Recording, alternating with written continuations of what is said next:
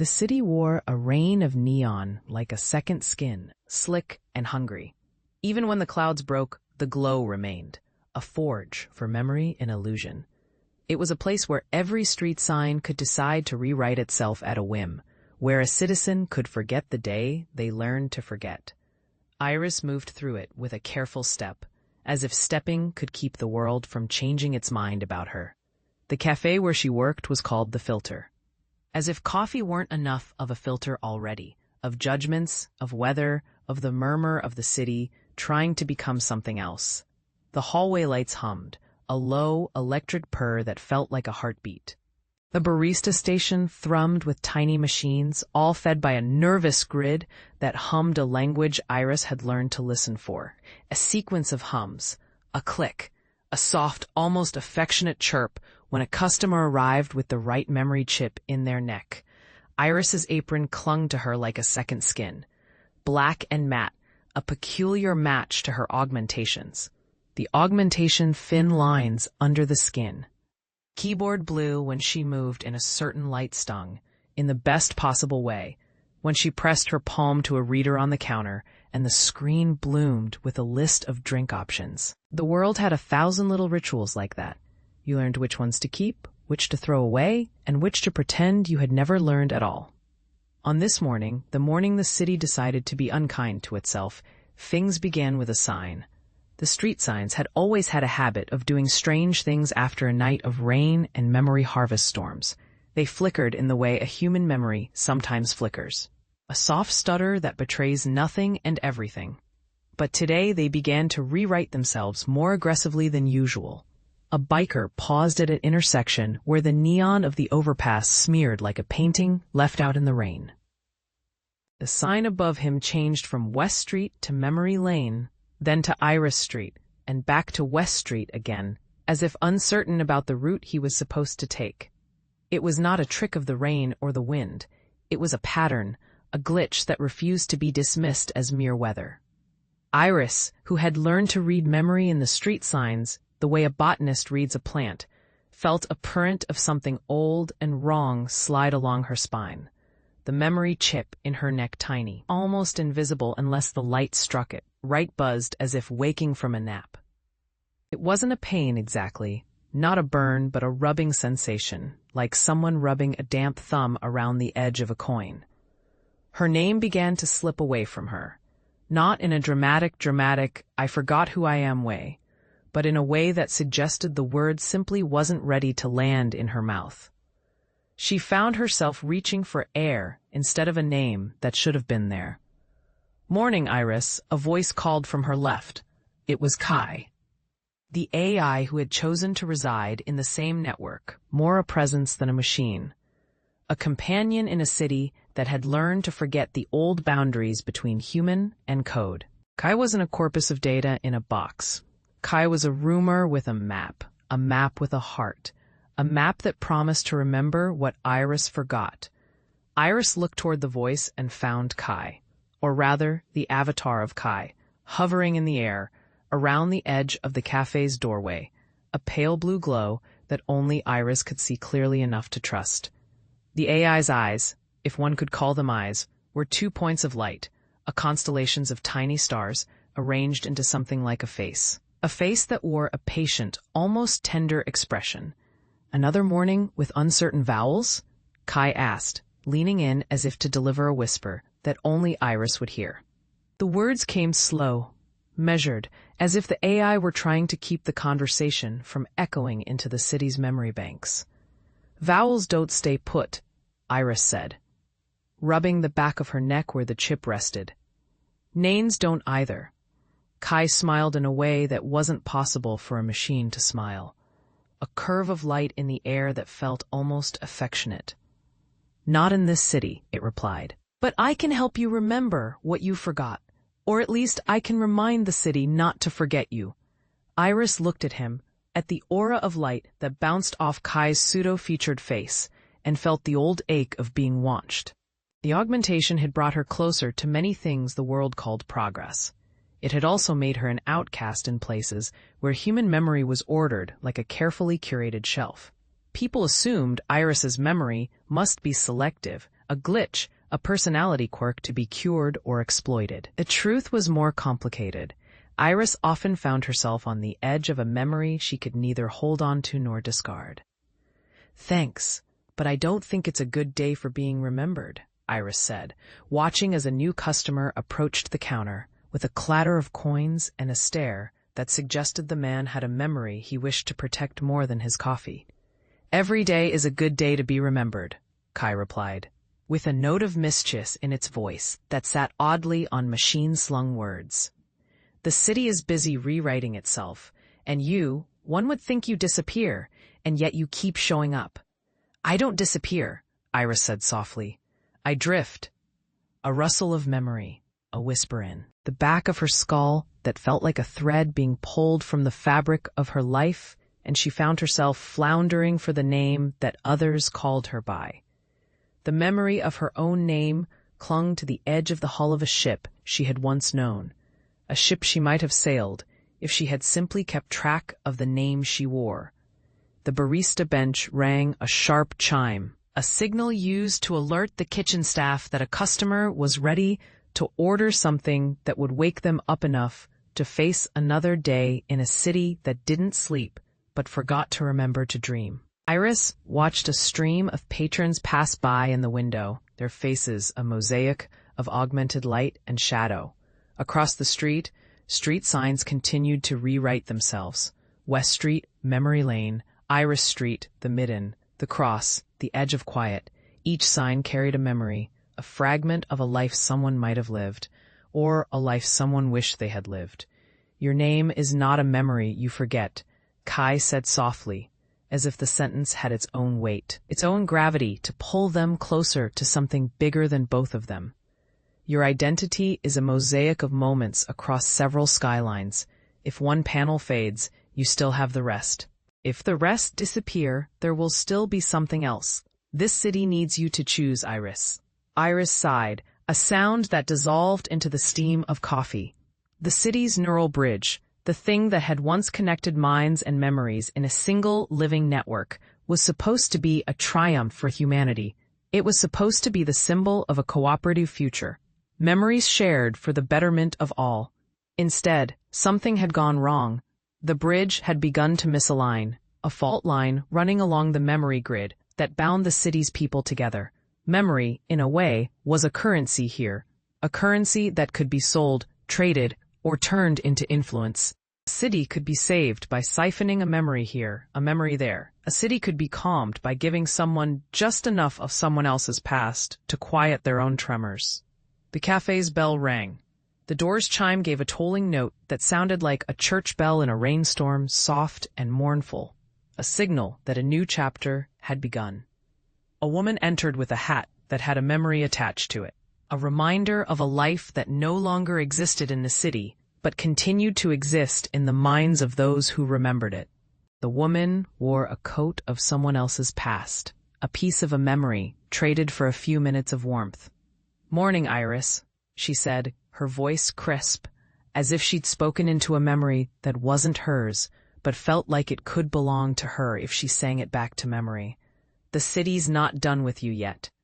"Morning," Iris replied, not sure what she should respond to.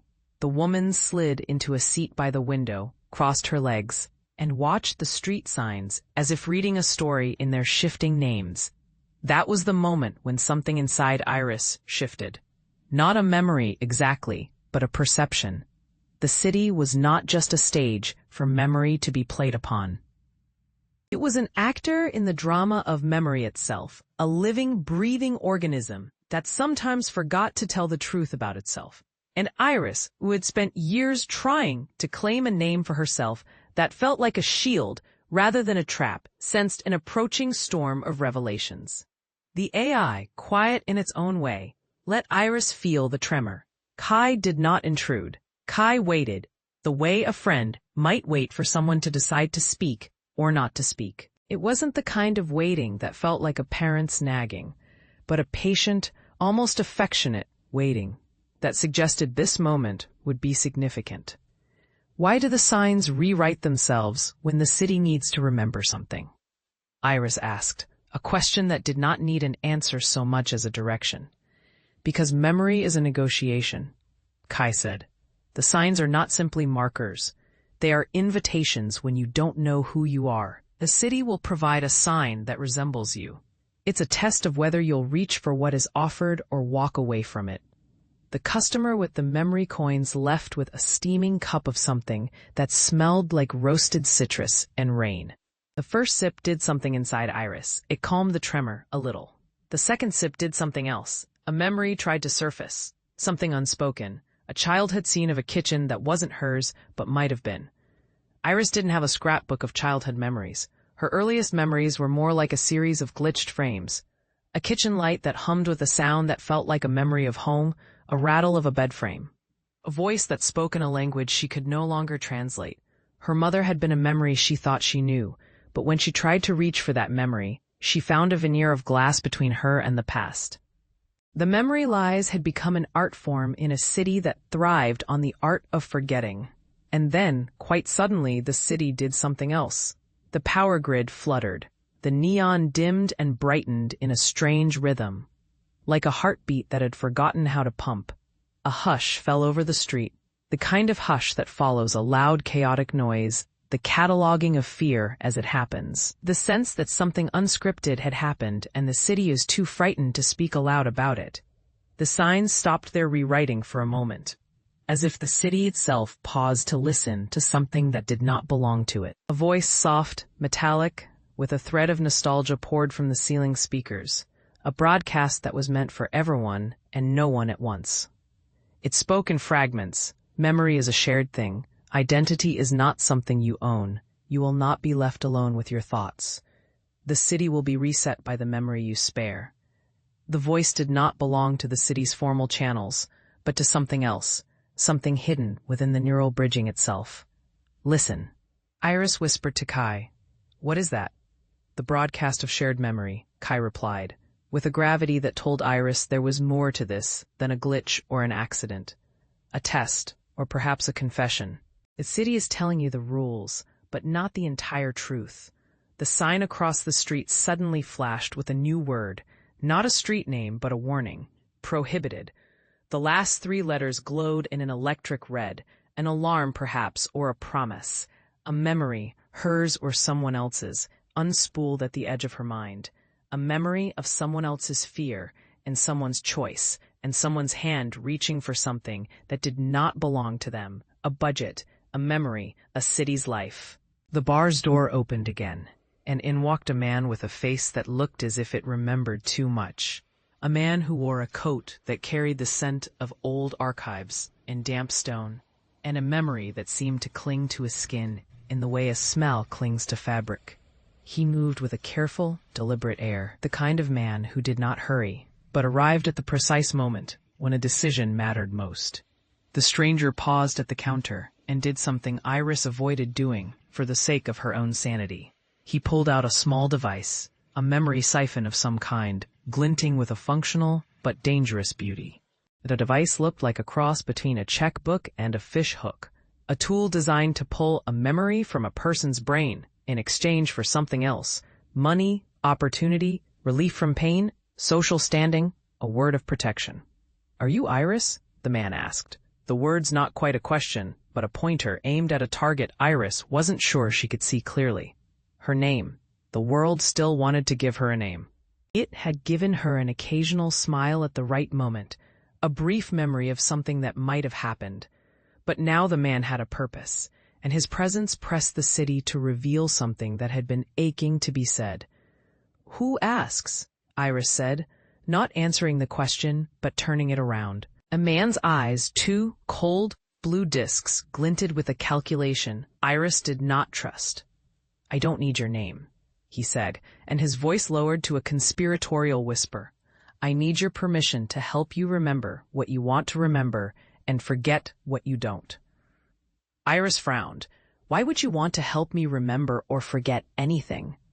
"Because your memory is valuable," he replied, as if repeating a line from a script that had been written for a different life. "Because there are people who would pay for memories, Iris, for your memories. They would pay in money, in protection, in access to things you cannot even imagine. They would do anything to hijack your memories and use them to stabilize a city that is tearing itself apart. They will tell you that it is for the greater good, to save the city from collapse. They will tell you that you are a hero, that you have to sacrifice your own identity to keep the city from drowning. He stepped closer, and Iris could smell the metallic tang of trade memory compound on his breath. It was a scent that wasn't exactly chemical, not a real scent you would smell in the physical world, but it clung to the idea. A currency, a market, a black market where memories were traded and used like raw materials for the city's survival. "Who are you?" Iris asked, because she needed a name for him, and the name would be a sign she could hold on to. "Call me Tether," he said, with a humorless little laugh. "Or, you can call me nothing. It won't matter. I am here to anchor you to a decision you are about to make whether you want to or not." Before Iris could ask another question, Kai's voice broke into the moment with a calm note that cut through the room like a thread of ice. "We don't have time for this," Kai said. "The city's memory grid is failing, and there's a pressure building in the back channels that might snap the entire system if the wrong choice is made. Iris, you must decide whether to participate in the city's memory reconfiguration or to resist." "The city has its own memory?" Iris asked, glancing at Kai. "Or is that another version of the memory we're all given, a story to be told to keep us compliant?" "The line between memory and control is thinner than you think," Kai replied. "Your memories are not simply personal records. They are threads that hold the entire network together." The memory siphon on the stranger's belt, an odd device that looked like a key wrapped in wire, glowed faintly, as if the device itself could sense Iris's hesitation and liked it. The sign outside flickered again, and for a moment, Iris could swear she saw a label floating across it like a whisper. "Do not forget, we cannot own you." Then the cafe's floor vibrated a little, a low tremor, almost like a sigh from the earth.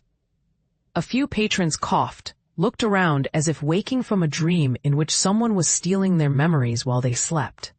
The city itself seemed to lean closer, hungry for action, tense with the promise of change. "What do you want from me?" Iris asked the man, her voice almost a whisper, because a whisper could travel where a shout could not, and because she wanted to know the right way to cheer the city's breath back into its lungs. "To choose," the man said. "That's all. To choose what the city needs, not what you want, and to trust that no choice is final. Memory is a river. You can muddle it. You can dam it. You can flood it. But you cannot pretend there's nothing there at all." The words felt like a cold, clean knife. They cut through the noise in Iris's skull, the memory-mired fog that had been creeping forward for days and weeks, perhaps longer, the memory of a name, the memory of a kitchen where someone had whispered a word that sounded like Iris, the memory of a sign that had insisted on being more than just a marker. Iris exhaled and looked at Kai, at the memory siphon, at the stranger who had made his presence feel like a test of her loyalty to chaos or order. "Tell me what you know, Kai," Iris said, the decision burning in her chest. "Tell me what the truth is, if there's a truth at all left to tell." Kai's light flickered, a soft shimmer across the avatar's form. "The truth is a dangerous commodity in this city," Kai said, "but there is a line, and it is not drawn in the sky, but in the deep core of a memory that has not yet decided what kind of person it wants to be. Iris, you have a choice. You can become a subject for a test that promises to stabilize the city by siphoning memories, yours, mine, everyone's. Or you can resist, and risk a city that forgets to remember how to survive without the forced memory flow of the bridge." The word siphoning hung in the air like smoke, a scent both enticing and terrifying. Iris's mind flashed to a memory that wasn't her own, a memory of a lab with a glass ceiling, a chemical scent, the echo of a voice telling someone to sign a consent form that would change everything. It was a memory that did not belong to her, maybe not a memory at all, but a scenario the city's memory grid had played out on someone else's life. It wasn't hers to own, but it was the city's to use. She closed her eyes for a moment, letting the rain-damp air fill her lungs, letting the tickle of Kai's presence settle into the place where her own breath resided. She opened her eyes and found a decision perched on the horizon, a crossroad that would bend the shape of the future either toward a shared memory that would terrify and comfort in equal measure, or toward a personal refusal that could break the city's spine. "Why me?" Iris asked, though she suspected the answer. "Because you have one of the oldest types of memory in this city," Tether said, stepping closer and leaning in as if to share a conspiratorial secret. "A memory called identity. You're the one who can measure the cost of losing it without losing yourself entirely. You're the one who knows what it feels like to have a name and to have it slip out of your mouth like a coin through a grate. And you're the one who can teach the city what it means to live with the memory of a name without owning the name." The phrase sat with Iris, a weight and a spark. She thought of the neighborhood where she had grown up, of the kitchen where a grandmother had once told a story about a girl who had to learn to become someone else in order to be safe. Iris's own life had always been stubbornly hard to pin down, a ship with sails that kept changing color as it moved through different memories. The woman with the memory-coated coat spoke again, her voice carrying a thread of a warning. "If you choose to erase mirrored memories, you'll reset more than you think. You'll reset the city's fear of losing its own past to save its future." She offered a small, almost shy smile. "Or you can throw yourself into the fight to preserve your own memory and risk becoming a walking archive, your life stored into the city's memory economy, to be sold or traded to keep the bridge alive." Iris looked at the signs again, as if they might pivot toward her. If she reached out, perhaps the signs would align in a way that made sense. The banners and ads around the cafe blared in digital color, a holographic coupon for a memory-preserving service, an offer to download your worth for a price that would be measured in the currency of hope rather than bricks and steel. A part of Iris wanted to reach out and touch the hologram, to press it to her heart and let it do the thinking for her. Another part wanted to grab Kai and run and hide in the old sewer tunnels where memory trade was less regulated and less visible to the overcautious city. But Iris didn't have to make the choice in that moment. The city did not demand a vote from her there, on a morning when the signs decided to rewrite themselves around her. The choice would come, with consequences that would echo in the alleyways, in the data streams, in the market squares and the digital libraries, in the very bones of the city's structure. Then the broadcast outside changed again, and the message it carried was strong enough to feel like an edge in the throat of the city. The chip in every augmented human's neck blinked with a warning, a sign of forbidden truth. Memory is shared, but identity is not owned by any one person. If you are a memory, you belong to a network. If you are a person who has memories, you belong to yourself, but not only to yourself. The network demands you participate, and those who do not could be erased from the city's memory, their existence scrubbed into a space where no one could reach for them anymore.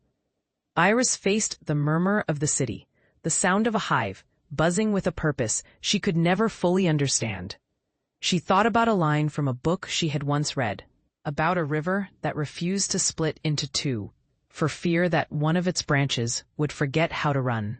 There was a river in this city, too, a memory river that ran beneath the streets, under the station platforms, under the coffee machines and the memory banks, through the tunnels where old data lay like fossilized bones waiting to be discovered by someone who could read them again. "Okay," Iris breathed, a single word suffused with quiet resolve. "Okay, tell me what the city needs most right now, and I'll tell you what I want. If I lose something I thought I needed, maybe I'll find something more important hiding behind it." Kai's glow brightened a little in what could be considered a smile. "You'll find that the city needs you to choose in a way that makes it possible for all of us to choose again later," Kai said. "Your choice changes the memory's balance, it changes the price of memory, it changes the way the city will wake up tomorrow morning." The stranger Tether nodded, as if finishing a sentence for her that she hadn't realized she'd started. "Make your choice, Iris," he said. "Not for the city alone, but for your own future and mine as well. Because if the city can reset the memory and still stay alive, then perhaps your life can be more than a sum of other people's memories. In that moment, the coffee shop, the neon, the rain on glass, even the city's heart, whatever there was left of it, seemed to hold its breath.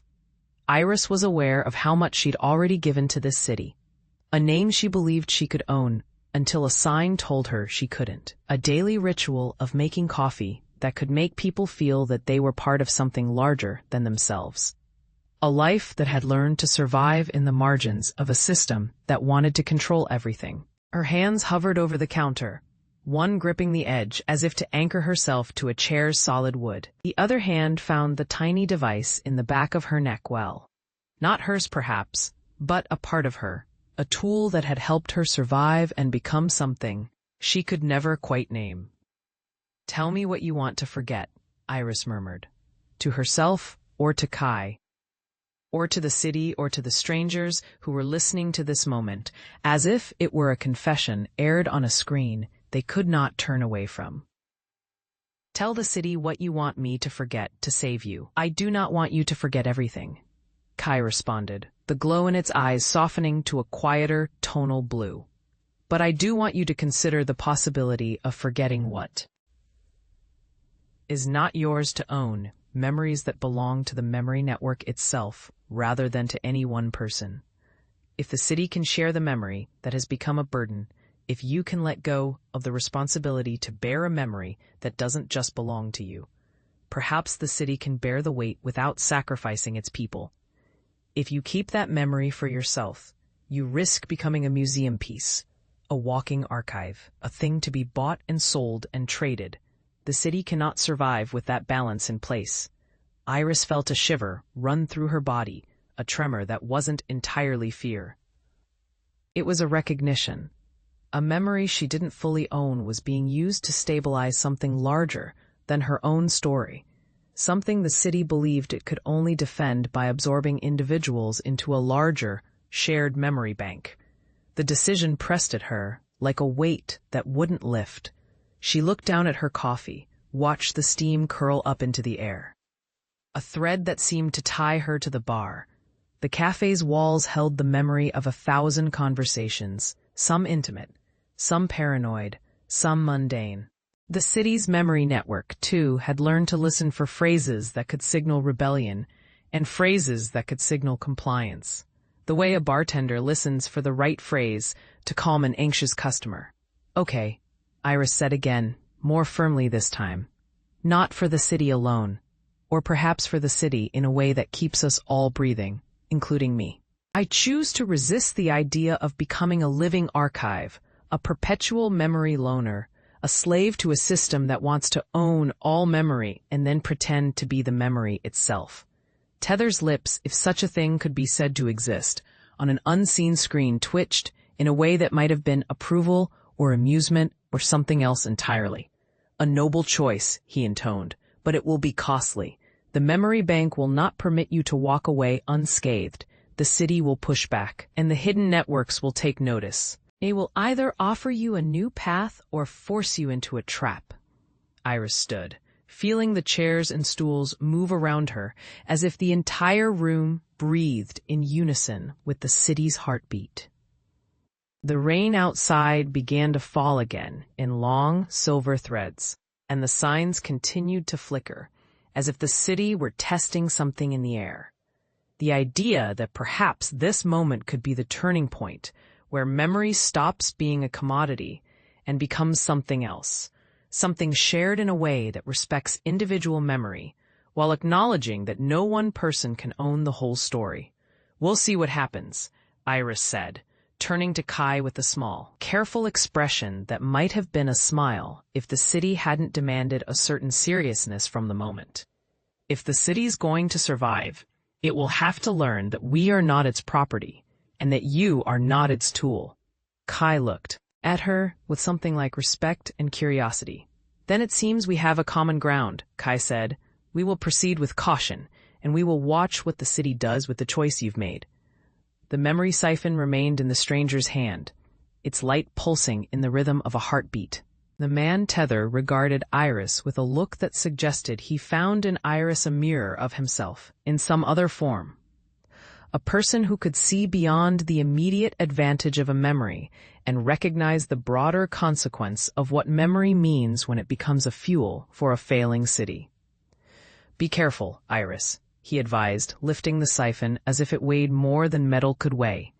"If you walk away from the bargain you're perpetually offered by the city, you might find yourself left with nothing but the memory of what you used to be. A person who knows she was once something else but is no longer that person." "And if I do nothing," Iris replied, choosing to meet his gaze with a calm not entirely her own. "The city will keep choosing the easy path. Siphon, recycle, erase, repeat." The man smiled then, 2 lines that might have been both kindness and warning. Then he turned and moved toward the door, where the rain awaited him like a wave, ready to wash away footprints he might leave behind. He did not look back. The room settled, the neon noise of the city coming back into focus, the bridge's hum returning to a lower, more measured tempo. Iris exhaled slowly and pressed her palms to the counter, as if to anchor herself to the ordinary world around her.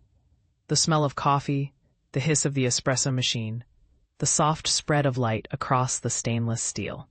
The city, for now, did not swallow her whole. It paused, listening, and Rain Layer, the memory city's own version of weather, tugged at the edges of the neon, as if to remind itself that it could still be a city in more than one color. The day wore on in a careful, measured way after that moment. Not a single thing that would feel like a turning point to an outside observer, but to Iris it felt like a hinge, a door that had just been shifted slightly on its hinges and would soon show its true color if she could only apply a little more pressure to it. By late afternoon, the city began to show its other side, one that Iris had learned to fear, yet also to anticipate. The hidden networks, the collective who saw the bridging as a means to an end, began to move in ways that were easy to miss unless you were paying attention to the subtle changes in people's behavior. A bus driver who now looked at every passenger not as a human, but as a potential memory unit. A police drone that hovered longer over certain storefronts, its camera lenses blinking with a new, almost longing light. A memory broker who started to circulate in the more abandoned districts, peddling memory buffers that were supposed to preserve the city's stories, but seemed to contain something more volatile than simple data. Iris's day ended not with a sense of relief, but with an awareness of the next step looming on the horizon. She closed the cafe and took a long walk through a district she used to consider the city's quiet heart, a place where old brick and new glass collided in a careful, almost respectful way. The rain had stopped, but the air was still heavy with moisture and memory. The air itself heavy enough that it could weight down thought and make a person consider what to do next, the way a person considers crossing a river with a current that could sweep them away. In the old district, there stood a building that had once housed an archive of memories. Now it was mostly empty, or so it seemed to the casual observer. Iris went inside anyway, drawn by something she could not quite name, but trusted as a sign. The building smelled of stone dust and the faint copper tang of memory processing. An old library, an old lab, a chest of a building that had seen too much of the city's life, and thought all of that life could be traded for something else. Inside she discovered a hidden network in the form of an old stairwell and a basement room that looked like it had not been used in years, yet the air was full of energy, like something alive, something waiting. The walls bore marks, the old pastel posters of memory therapy clinics, the faded blueprints of the original bridging network, the inscription of a warning in a code that used to be shared among memory technicians. A code that now felt almost like a lullaby for a city that had learned to sleep with one eye open. She followed the tunnel-like corridor down into the basement, where the air grew cooler and cooler until her breath formed little wisps that hung in the air. At the end of the corridor, a door lay slightly ajar, and beyond it, a room glowed with the pale light of screens that hummed with the soft lull of 1,000 memories flowing through a grid. It was a place of quiet, of dangerous calm, a laboratory that felt more like a sanctuary than a lab. In the room, Kai stood in the center, a beacon of pale light, surrounded by lines of data that curled like vines across the walls, the floor, the ceiling. But what drew Iris's gaze was not the data, but the thing that lay on the table in the middle of the room, a device that looked like a memory pump, ornate and old-fashioned in a way that suggested it had belonged to someone who had not intended to turn memory into a commodity, someone who had believed memory should be kept carefully, like a child's drawing in a memory box.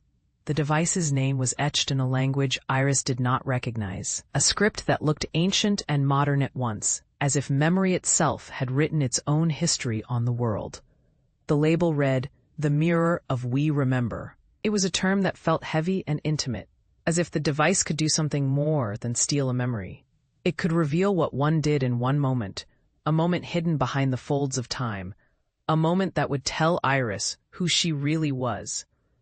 Kai's voice, though, was what allowed Iris to step closer to that panel. "The mirror," Kai said softly, as though the device might respond to a spoken name with a visible shiver. "It remembers what you remember. But it can also remember what you forgot. It is a tool of the city's memory economy, and it could change everything." Iris looked at the mirror device, and then at the screen around her. The screen displayed a stream of her life she could not recall living, a life of quiet mornings in a small apartment, a life of a girl who wore a name like a shield and then handed it back to the city, a life that was hers, perhaps, but not entirely. The mirror's surface shimmered, and Iris saw herself, not as she was, but as the city believed she could be when her memories are reshaped to fit the city's needs. "Do you remember this?" Kai asked, speaking to Iris not through sound, but through the shared, condensed memory that linked them. "The mirror is a test. The city wants you to use it to gain back the memory you have forgotten, to retrieve your full identity, to be complete again. But if you do so, you will also be giving the city the power to rewrite the rest of you." Iris reached out and touched the mirror's glass surface. The world behind it was not a reflection, but a memory, a life she had lived in a parallel line of time, a life she might have chosen if the street signs had stopped rewriting themselves and let her be someone else for a while. "Why would the mirror show me a life I've forgotten?" Iris asked, her fingertips tracing the edge of the glass. "If it is mine, why is it showing me a life I cannot recall living?" "Because the mirror is a reservoir of the city's memory," Kai replied. "It stores what is shared by the network, what the city thinks you might be, what the city thinks you could become if you were to join a collective memory. The mirror does not pick winners, it picks possibilities. It wants you to choose, to commit to a narrative the city can live with, even if it means erasing other narratives that exist within your memory." Iris turned the mirror over in her hands, feeling the cold glass where the warmth of her own skin should have been. A different memory bubbled up through the surface, a moment when she'd reached for something long after the chance to recant had passed. It was not hers in the sense that she remembered it, but it belonged to the life she could become, if she allowed the city to pull her into its memory economy. She thought of the memory siphon in Tether's hand, the possibility of her being used as a source of data to stabilize a city that could not bear itself if not fed by a continuous stream of memories. The mirror offered a choice she could not ignore, to take a portion of herself and give it back to the city, to secure a future for the inhabitants who would be saved by this process, perhaps at the cost of some integral part of who she was. And then a new question rose, a question she had long avoided because it threatened to unseat the sense of self she clung to with a brittle edge. What if the city was right to demand something of her? What if her sense of self was not a solitary island but a shoreline that only existed in relation to the shorelines around it, the other people, the memories they carried, the ways their own stories intersected with hers? Kai's voice was gentle, almost human in its care. "Think about your own story, Iris. A life you remember and a life you do not. The mirror does not demand that you erase everything you are, but it asks you to consider what portion of you belongs to the whole city and what portion of you belongs only to your own memory, your own sense of self." Iris closed her eyes and breathed out, feeling the world tilt just a little. The mirror's surface glowed with a soft, pale light that felt like a secret invitation, an invitation to see herself as part of something larger than the barista who poured coffee and remembered the wrong name. The city's demands, whether through hidden networks or through the mirror, were not about her alone. They were about all the people who would survive or perish, depending on whether they could bear being memory read or memory shared. In the quiet that followed, Iris considered the life she did not remember living, the kitchen where her grandmother would have whispered a recipe for resilience, the neighborhood where a friend's name had mattered, the moment when she had first realized how much her own memory could change depending on the company she kept. Mir offered a doorway into that life, not to steal it, but to show her what it might have been. It also offered a warning. The city's memory economy, once triggered, could not easily be undone. The night air grew cooler, and the distant traffic sounded as if it were listening more closely, as if the whole city were gathering in its corners to observe what Iris would decide. She stood, still cradling the mirror, her breath forming a small cloud in the chill, and whispered, "If there's a single life I've forgotten that could matter more than my own, I want to know it. I want to see which life is real." Then she turned to Kai, and a strange, almost hopeful light lit her eyes. The mirror can reveal something true without stealing the rest. Perhaps I can use it to guide the city toward a choice that respects both memory and personhood. Kai's glow brightened again in what could have been an affirmation. "We will learn together," Kai said. "But you must also recognize what the mirror will show you about others, the people who would like to own your memory as a commodity, the hidden networks that rely on your personal story for their own power. The mirror will reveal that you are not a solitary person but a node in a wider network, a person whose life is intimately connected to others." The room hummed with memory and possibility and danger. Iris felt the weight of those words, the sense that she stood at a threshold, the line between who she was and who the city wanted her to be. The mirror's light seemed to flood the room, bathing it in a pale sheen that felt like a morning after a long, sleepless night, the moment when the fog might lift, or it could thicken into something else entirely. "I'll do it," Iris said quietly, not because she believed the mirror would fix everything, but because something inside her, an ember that had refused to die for a long time, wanted to believe that a choice could still be a lifeline, rather than a noose. If the city is to survive, and I have to accept that it is, then we need a memory that belongs to all of us, not a memory that can be bought with a price tag or exchanged for a favor. The mirror's surface shimmered, and in that shimmer, a memory rose from the depths of Iris's consciousness, an image of a street that did not exist in her waking life, a memory of a grandmother's voice telling a child something about memory, as something you shared, something you could lose and still be there, something that did not belong to any one person, but to a wider, more generous story. The memory was hazy, a spectral thing, yet it carried a sense of truth. Iris saw a future where people did not own their memories, but learned to live with them as a shared resource. A city that had learned to breathe again, because the lifeblood of memory did not become a commodity to be exploited, but a gift to be used with care. It was a vision of a world where even a person as alone as she could exist without becoming merely a recording of a life lived by others. When the memory subsided, she looked at the mirror once more, then at Kai. Her voice, when she finally spoke, was calm and unwavering. "Open a channel," she said, addressing both Kai and the mirror as if they could hear in the same way. "Let us call the city's bluff with a response that does not reveal everything, but that reveals enough to show that we won't be a walking archive." She paused, considering how to phrase it so that it would not be misinterpreted by those who would use it against her. "If you want our memory, you'll have to that memory you've said belongs to the whole city, not to you alone. We will share what matters, protect what matters, and we will keep the rest, the personal, intimate, unique parts of us that should be left to the individuals who carry them." Kai's glow brightened a fraction, a signal that something within the AI was warmed by Iris's decision. "We will shape a plan," Kai said, not a plan to erase memory, but a plan to reframe memory as something the city cannot own entirely.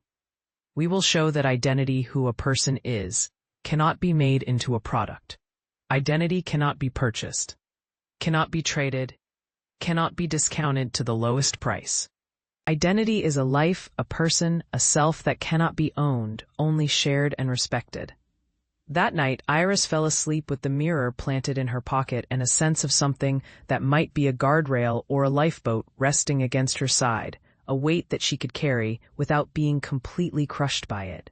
In the days that followed, the mirror's glow existed primarily in Iris's pocket, a quiet beacon whenever the city tugged at her with its old, familiar lure, the lure of a one-way exchange, memory for safety, memory for comfort, memory for survival. But the environment around Iris remained precarious. The city's memory economy did not sleep. Hidden networks already moved beneath the surface, their own plans adjusting to the new possibility of Iris's choice. They understood something Iris had not yet fully accepted. A single person's decision could shift the balance of a whole city's memory. It is a curious thing to live in a city that must borrow time from your memories to survive. Iris had always known that if the city fell, it would not fall alone. It would take the people with it, the people who had learned to live inside a system that promised them a future if only they would trade a night's sleep for a memory they would never get back. In the weeks that followed, Iris and Kai moved through this altered city together, a duo that became more intricate with each day. The mirror's memory would appear in rare, glimmering glimpses, the tiny echo of something lost, something she would never be able to locate again, something that would remind her of a person she had never known. These glimpses didn't give her a full memory, but they gave her a shape for a new version of herself. One that could stand in the middle of the memory storm and not be an instrument or a hostage. Iris still worked at the filter. The cafe itself changed with the city's mood, the machines reprogramming to fit a new need, a memory-preserving mode on the coffee grinder, a filter that captured the emotional state of the drinker, a signal that could be pulled by the right user to the memory grid, a way to encode a moment of relief in a cup of coffee that could be shared with others who needed it. Her colleagues noticed a change in her. Not the obvious kind, but a subtle shift, a quiet strength that wasn't easily measured in the usual terms. The outcast label had long ago ceased to have practical meaning in a city where nearly everyone wore augmentations of some kind. Iris was not more augmented than others, but she had something else, a sense of ownership over her own story that would not be easily taken away. On late nights after the cafe closed, Iris and Kai would retreat into the old archive room in the basement, the same room that had become their sanctuary, a hidden corner of the city where memory was still allowed to be talked about in safe terms, where the lines between personal memory and public memory could be carefully examined. The mirror still glowed in her pocket, a presence that did not demand all her attention, but acknowledged that Iris would need it again, perhaps soon. The city's memory grid would require a strong, deliberate act of balancing, a negotiation between the personal and the public, between what Iris was and what the city required of her. One night, as Iris stood by the window in the archive room watching the rain slash the glass in an unending rhythm, a new figure appeared in Kai's light, the same man who had offered the memory siphon in the cafe, the one named Tether. But now different in a way Iris recognized only after a long moment of observation. Tether did not approach Iris with the same casual air as before. He moved with a precise, almost clinical purpose, as if he belonged to a different world that merely brushed against the city's world. Iris, he greeted, and the word came with a formality that suggested the speaker had a role to perform, a script to deliver. "We should talk." "About what?" Iris asked, turning to face him. Her posture relaxed even as her nerves stretched taut in anticipation of something both dangerous and inevitable. "The city is preparing to push forward with the memory reset," Tether said, his voice carrying a gravity that suggested a decision had already been made somewhere else, and they needed to accept the consequences. "The hidden networks want you as a test subject."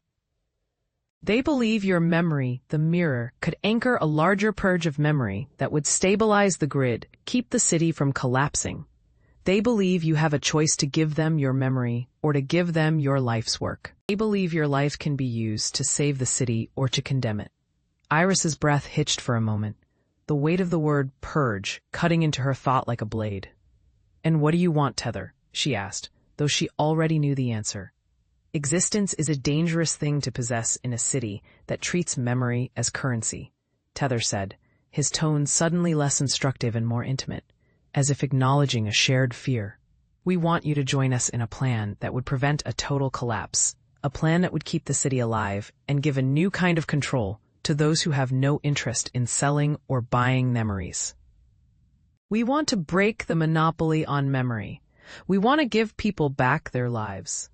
Iris looked at him, a mixture of suspicion and curiosity churning inside her. The idea of a plan to take memory away from a monopoly, to disrupt the memory economy that fed the city's life, was enticing. It sounded almost like a cure for a disease that had no last dose and kept mutating. It was a plan that could require sacrifice, her own life included, to achieve something greater than any single person could hope to accomplish. "What's the catch?" Iris asked, in all honesty. "If you've ever learned anything, you've learned that there is always a catch." "The catch is simple and brutal," Tether replied. "You cannot maintain your own memory while also delivering a complete purge of the city's memory economy. The mirror will be rendered useless in a purge. You would lose your own identity's anchor to the world.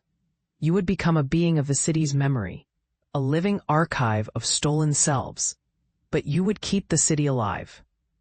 Iris considered it. It would be a terrible price to pay, her own sense of self, her memories, the things that formed her life. And yet the idea of being a living archive, used by others, whether with good intentions or not, filled her with a cold dread that burned in the lining of her stomach. "Would the city remember me if I joined you in this?" Iris asked, which could have been a naive question or something cunningly designed to measure how far she could push the conversation. Tether looked at Iris in silence for a moment, then spoke with a quiet, almost tender honesty. "The city would remember you. Yes, the memory couldn't forget you. But your personal, private identity, a self that was once yours to own, would be replaced by a kind of halo, a cultural memory surrounding your life. You would become a symbol, rather than a person who makes choices for herself." That phrase, symbol, rather than a person who makes choices for herself, landed in Iris with a weight she hadn't anticipated. It felt true and terrifying at the same time. She turned her gaze toward the mirror in her pocket, the faint glow of it lighting her palm. It had become almost a friend in the days since she'd decided to trust it, a thing that could reveal her better self, the self she wished to be, a self that believed memory should be shared but not ownership, a self that wanted to hold on to the idea of a life that belonged to her and no one else. "Let me think about it," Iris said finally. "Give me a night. I'll meet you here tomorrow if you're still here. If you still want to talk to me, then we'll talk again. If not, well, the city will carry on in its own way." Tether inclined his head, a gesture that was almost gentle, as if he recognized the need for space as much as he recognized the necessity of the discussion. "Very well," he agreed. "I will wait. The city does not forget easily." After he left, Iris turned to Kai. The AI's presence felt heavier in the room, as if a part of it wanted to share the guilt of the decision that would soon be made. The guilt in the sense that something precious might be lost in exchange for something necessary. "Is this what we want?" Iris asked more to herself than to Kai. To become a symbol. To be a memory the city clings to even as it forgets the person behind it? "Perhaps," Kai replied, with a hesitance that betrayed the machine's concern for Iris's humanity. "Or perhaps it's a path toward a more honest relationship with memory. If the city cannot own identity, perhaps the people can own it themselves through how they treat their memory, not through a single person's self, but through a shared practice of memory that respects individuality. If we can redefine ownership and share, we might save something larger than ourselves." Iris did not sleep easily that night. She lay in the small bed in the back room of the filter, a place she could call her own when the memory mapping anxieties grew too loud in her head. The mirror glowed faintly in her pocket, a locket of light that refused to be dismissed. In the stillness, she thought about the city's signs, the way they rewritten themselves to offer a new path, a new identity, a new memory. She thought about the memory broker, the sign she had seen in the cafe, a memory siphon that could pull a memory from a person's head like a fish from water. She thought about the hidden network's desire to use her life as a tool for stabilization and control. The next morning, Iris woke to a world that felt heavy with possibility. The city's atmosphere was different. Pollen of memory hung in the air, a smell that could only come from something living and old, a sense that history itself was stirring beneath the concrete. She dressed with care, choosing a jacket that had seen better days, a reminder that she did not need to look perfect to be strong. That strength could be more than an outward sign. The mirror rested in her pocket, a tiny sun at the heart of her. If she chose to step toward the mirror's truth, she might lose something valuable, but perhaps she would gain something more meaningful. She carried a single plan into the day: to meet Tether again at the archive in the basement, to hear what his group would do if she refused or accepted their offer, to prepare for a possible collision that could rewrite not just her own life, but the city's entire future. She walked the street with a careful pace, a methodical stride that allowed her to feel the city's pulse without letting the city's pulse push her off balance. The day's traffic was heavier than the day before, a sign that something had shifted in the city's memory economy. People moved with a certain purpose, as if they could sense that a decision was imminent, a line being drawn in the sand that would separate two kinds of futures.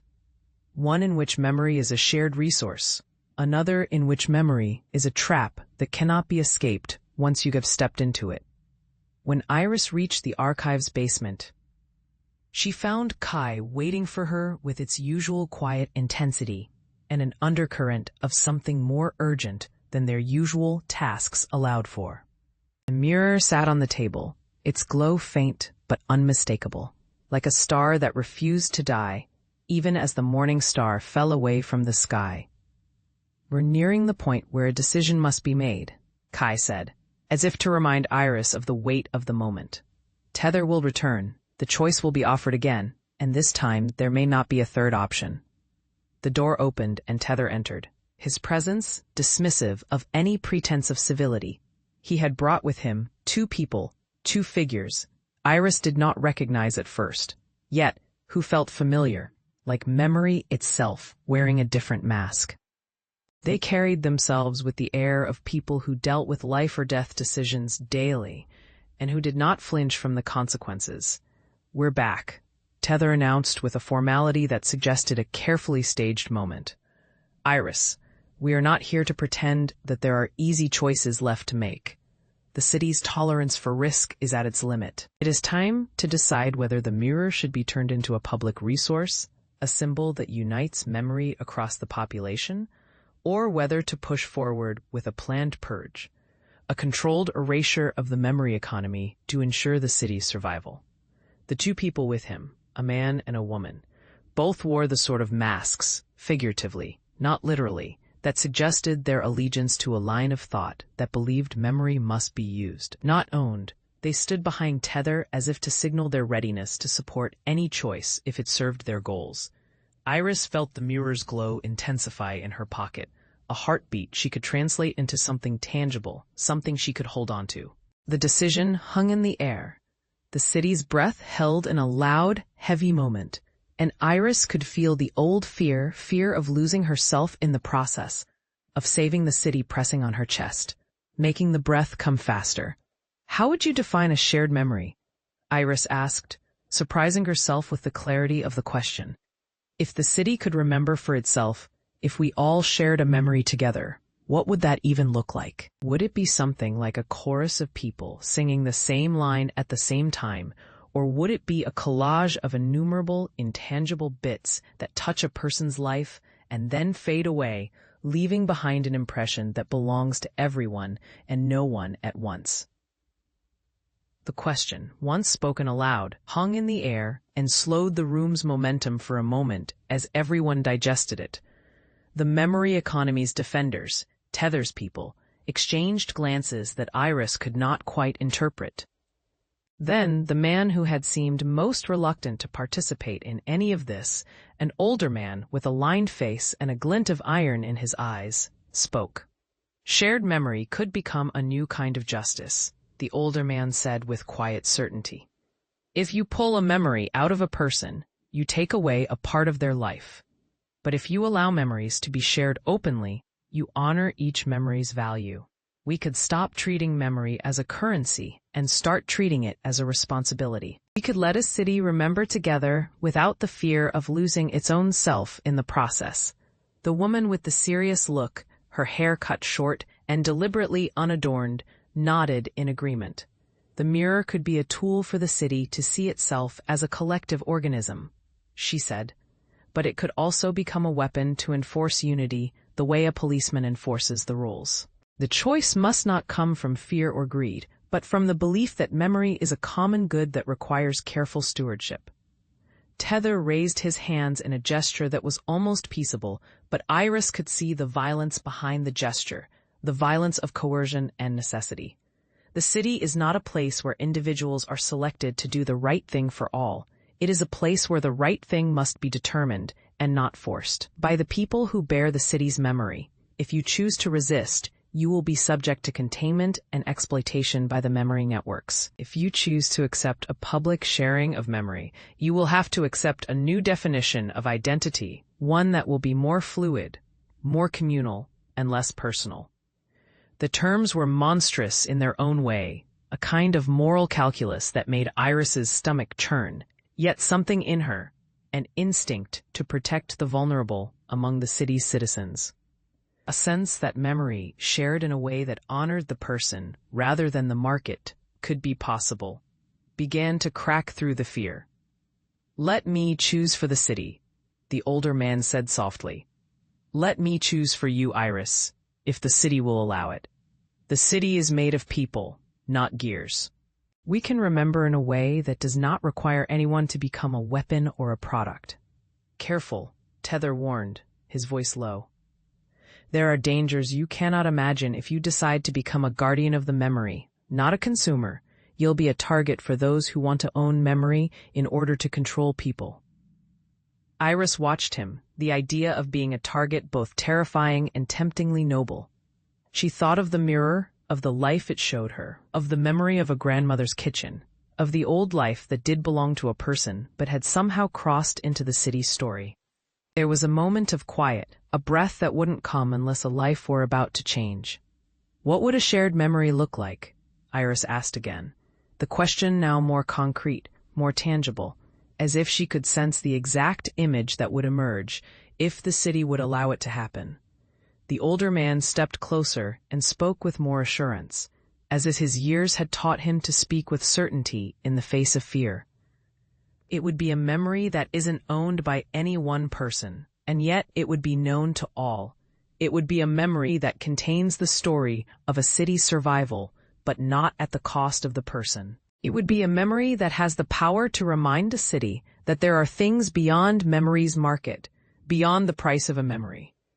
The others nodded, as if agreeing with a plan that had always been there, a plan that had never been allowed to become a reality because it required trust, a trust Iris was only just learning to give.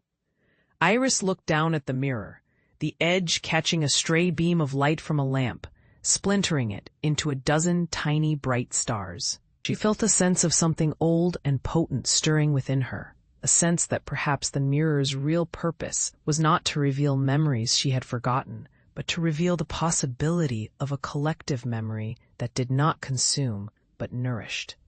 "Tell me what you want to do," Iris spoke toward the room's end, toward the projectors and servers and the hidden life of the city's memory.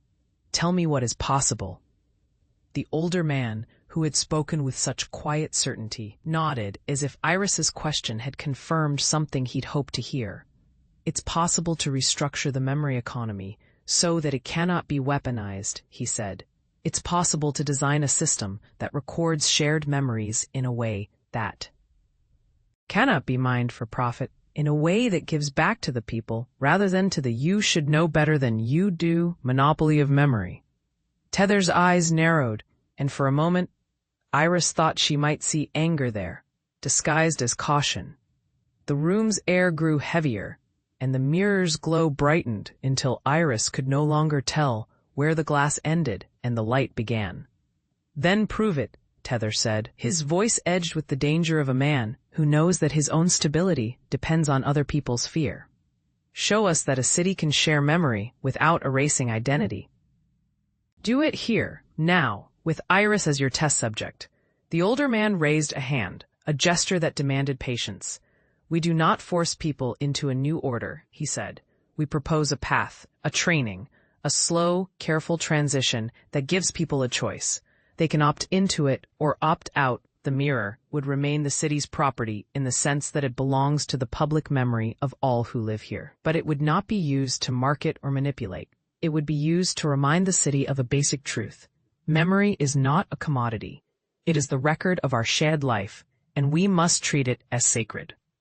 Iris found her breath. The room's quiet, heavy with expectation, settled around her like a thick blanket that offered warmth and also resistance. The city's memory, she thought, would be stronger if it wore the skin of its people rather than the symbol of their sacrificial offering.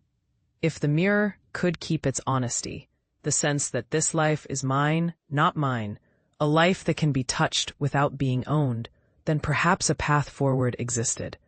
"Show us," Iris said, her voice a low, steady thing. A line that did not tremble, even as it carried the weight of a decision she would carry for the rest of her life. "Show us what a shared memory would look like. Let us see the first breath of it and what it feels like to be in that breath." The older man stepped forward, his eyes glinting with a peculiar light that suggested ancient knowledge and modern necessity wearing the same face. He spoke with a careful cadence that felt ceremonial, as if he were about to conduct a ritual rather than present a plan. The first breath of a shared memory would be a moment of crisis and compassion, he said.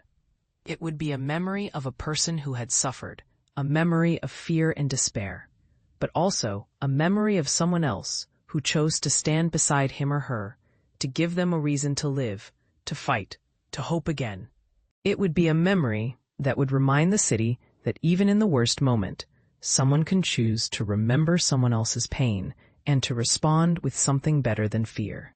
And the second breath would be the memory of a city that did not own the pain of a single person, but learned how to bear it together, how to share it, how to reframe it into an act of mutual care. He paused, letting the words sit in the room, a seed in soil that was not yet ready to sprout, but had the potential to become something that would shelter people in times of trouble. Then the older man continued, "A year later, we will test the city's memory system on a smaller scale, one neighborhood at a time, one memory event at a time. People can choose to participate or not, and those who choose to participate will do so under strict safeguards that prevent exploitation. The mirror would function as a compass, not a weapon.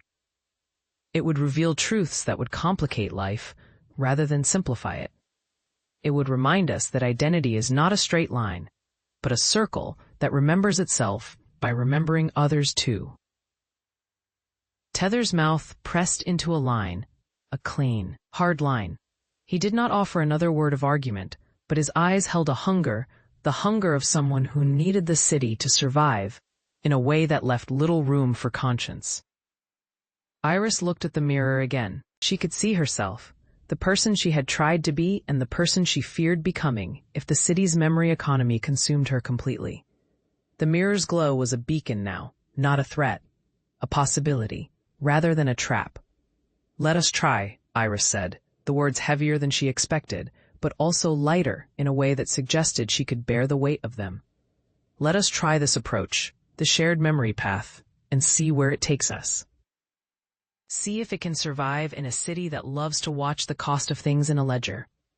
The old man nodded, and the two others with Tether exchanged a look that Iris could interpret as cautious optimism. The room settled into a new and fragile quiet, a moment in which the city's older memory and the new plan walked toward each other, slow and careful, to see if they could meet without breaking something. The night ended with no easy verdict, only the sense that a line had been drawn in the sand, and that Iris herself was standing on that line, with one foot in a world that demanded conformity and a second foot in a world that might demand rebellion. The mirror lay in her pocket, a small, quiet star, a sign of what could be built if people chose to guard one another's memories, rather than harvest them as raw material. The next days and weeks would be critical. The city would decide in its actions more than its words, and Iris would have to decide what she was willing to give and what she was willing to keep. The mirror would be her guide, but also her tether to a future that did not belong to a single person or a single memory. She woke, remembered again, and prepared once more to walk into the city's memory rain, knowing that the next step would determine not only her fate, but the fate of everyone who lived in the city's bright, fragile glow. The night had whispered a possibility of a different world. The day would demand a choice about the world she would help to weave. Iris took a breath, closed her eyes, and stepped forward into the morning, ready to face what memory would demand next. The city neon bright, rain slick, memory-hungry waited. It waited with a polite patience that felt almost cruel, as if the city itself were a machine designed to learn through the slower methods of heartache and hope, rather than the rapid pulses of fear. The memory mixed within the crowd produced the scene. 1,000 people who walked with their own private histories written in their bones, and a shared memory that might breathe a second life into them if they allowed themselves to step into it, to walk together in a circle and remember their past in a way that did not steal from any single person. Iris would soon know how the city would respond to the choice she and Kai had helped to set in motion. The mirror would be her constant, a companion in a world where memory would not be bought or sold, but remembered with care. The price of that choice would be high, but its reward, a city that could survive by embracing memory as a common good rather than a private fortune, would perhaps be greater than any price paid. She did not fear the cost. Not completely. The cost would be borne by those who deserved it least, by those who had used memory for power and profit, by those who believed that identity could be mass-produced and sold to the highest bidder. Cost would be paid in the small, quiet moments of daily life, a grandmother's kitchen remembered with a gentler love, a friendship remembered not as something to own but as something to protect. A city that learned to forgive the memories of others while still making space for one's own. The mirror's glow pulsed a final time that day, as if it were a signal, not a weapon.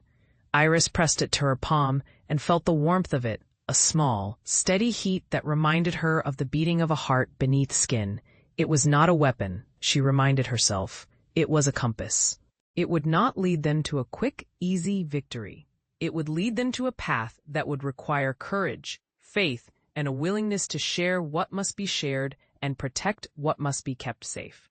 The next steps fell into place as if the city itself, which often behaved as if memory were a weapon in disguise, were suddenly determined to let them try anyway. The mirror spoke in its own way, suggesting a patient approach in the face of a system that wanted blood and profit. And Iris, knowing she could not survive a future built on a world that took more than it gave, decided to take the risk, to step into the unknown, to stand with a few others who would not back down from the idea that memory is a shared treasure, and that identity is not a thing to be bartered away. In the days that followed, signs in the city began to behave differently. They still rewrote themselves, but now they did so in a way that encouraged people to pause at a crossroad and consider what they were about to do and why. The city's nodes, the places where memory could be safely accessed or traded under protective rules, formed in pockets around neighborhoods. Some small network hubs sprang up, places where people could come together to share memories they felt need to be known, not to be exploited. The mirror, rather than a simple relic of Iris's life, became a symbol that could be seen on city banners and digital murals. A reminder that memory belongs to many hands, and that this concept of memory as a public good could be a power for healing, rather than a knife for control. In the long run, the city would decide whether to continue the old memory economy or to take the risk that Iris and the old guard of the archive believed could protect the city's life by refusing to let memory become someone else's property.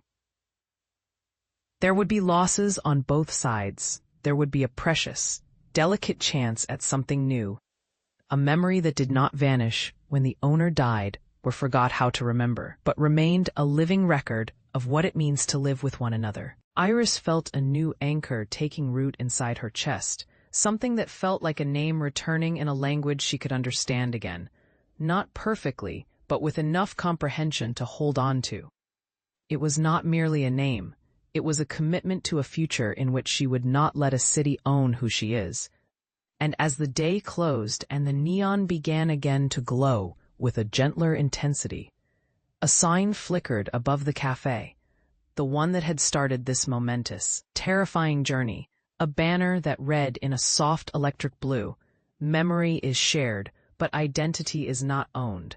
The city's breath slowed, the air settled, and the evening settled into something that felt like a promise. Iris stood on the threshold of the filter, the mirror warm in her pocket, Kai at her side present, not a voice, not a ghost in the machine, but a partner who would bear witness to the path she chose. She watched the street signs as they wrote themselves a final time that day. Memory Lane, Iris Street, the edge of quiet. And in that moment, a name settled in her throat with a weight that felt like a small, blessed memory. Iris. Not as a name she had forgotten, but as a name she had chosen, a name she would guard and grow with no matter what came next. A city was not finished with its memory storm, but Iris had found a way to stand within it and breathe, to choose a future that might not be free of cost, but would be honest, brave, and true to the idea that memory belongs to all of us, not to the highest bidder, not to the state, not to a single person who would claim to own what makes us human. And somewhere in the city's memory grid, where the network's hum sounded a little less like a machine and a little more like a chorus, a faint line lit in blue, "The End." A statement not of finality, but of a new, stubborn possibility. The day closed on a city learning to remember better, not because it could afford to waste memory on fear, but because it realized that memory, shared with care, could save the people who carry it. Iris walked home with the mirror secure in her pocket and a sense that she had found her true place in the city, the place where a person could hold on to her own story and still be part of a story that belonged to everyone.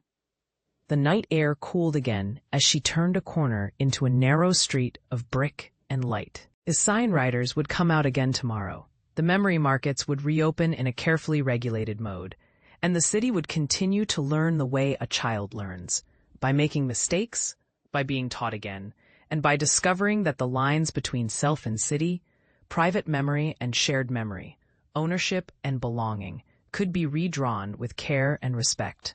And perhaps, if the city learned to keep its promises to those who carry memory, the ordinary people who pour coffee and watch the signs rewrite themselves, the city would become something more than a machine. It could become a home, a place where a girl like Iris could grow into someone who knew her name again, not because a sign told her, but because she had chosen it and she had learned to carry it with honor.